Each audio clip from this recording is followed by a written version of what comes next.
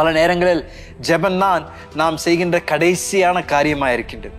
எல்லாவற்றிலும் நம்ம எல்லாத்தையும் முயற்சி பண்ணிவிட்டு இதெல்லாம் வேலை செய்யலைன்னா அப்புறம் தான் ஜெபிக்க வருகின்றார்கள். ஆனால் ஒரு கிறிஸ்துவ வாழ்க்கையில் அப்படி இருக்கக்கூடாது. ஜெபம் என்பது நாம் செய்கின்ற முதல் காரியமாக இருக்கின்றோம். நம்மளுடைய கலாச்சாரம் ஜெபத்திற்கு அது ஒரு முக்கியத்துவம் தருகின்ற ஒரு கலாச்சாரமா இல்லை.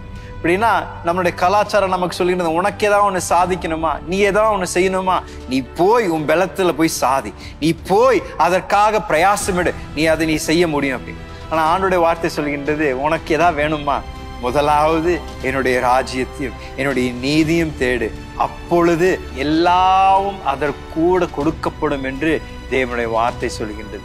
நான் சொல்லுவேன், ஒரு கிறிஸ்துவன் தேவனுடைய பிரசன்னத்தில் தினமும் முழங்கால் படியிட்டு ஜெபிக்க கற்றுக்கொண்டோம் என்றால் வேற யாருக்கு முன்பதாகவும் முழங்கால் செய்யணும்னு அவசியம் இல்லை.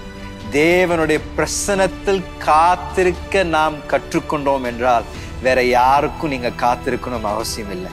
தேவன் உங்களுக்காக யாவற்றையும் செய்ய வல்லவராயிருக்கின்றார்.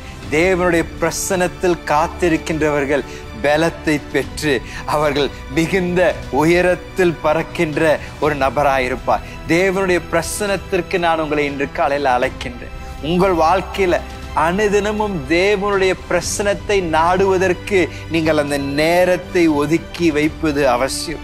அனுதினமும் தேவனோடு சந்திக்க நீங்கள் பிரயாசம் எடுப்பது அவசியமா இருக்கின்றது.